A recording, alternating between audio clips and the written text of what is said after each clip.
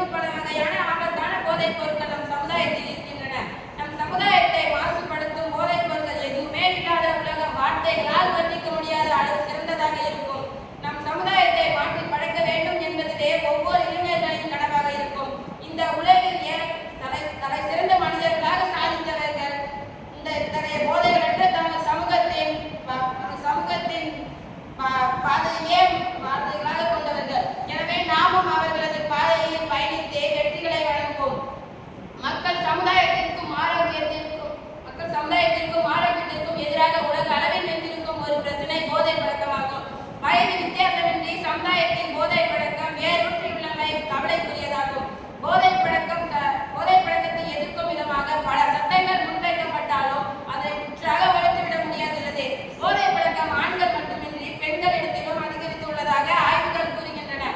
இது எப்பொழுது ஏற்படுது என்றால் பள்ளி பருவத்தில் நட்பு வட்டாரத்தினர் கொடுக்கும் அழுத்தம், சுய விருப்பம், தவறான நட்புகள் போன்ற காரணங்களால் இன்னும் பல வகை காரணங்களாலும் ஏற்படுகின்றது. ஒவ்வொரு ஆண்டும் ஜூன் 26ஆம் தேதி சர்வதேச போதைப் பொருள் நாளாக கடைபிடிக்கப்பட்டு வருகிறது. சட்டவிரோத போதைப் பொருள் பயன்பாடு மற்றும் போதைப் பொருள் கடத்தலுக்கு எதிராக சர்வதேச தினமாக இந்நாள் கடைபிடிக்கப்பட்டு வருகிறது. சொரிய சுகமாக இருக்கும் முடிவில் எரிமாவலி என்பது போல இன்று நாட்டில் பல கோடிக்கும் மேலானோர் அற்ப சுகத்திற்காக தன்னை கெடுத்துக் கொண்டு தன் குடும்பத்தையும் சீரழித்து விடுகின்றனர். மாநில பிறவியில் நாம் அடைந்துள்ள செல்வங்கள் சிறந்த செல்வம் அறிவு செல்வமே ஆகும். அவ்வறிவாலேயே நன்மை, தீமை, குற்றம் என்பதெல்லாம் பகுத்துணர்கின்றோம்.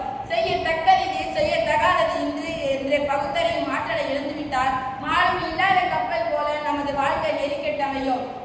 அறிவை வளர்க்கின்றவர்களே மேலோர், அதை கெடுக்கின்றவர்களே கீழோர் ஆவர்.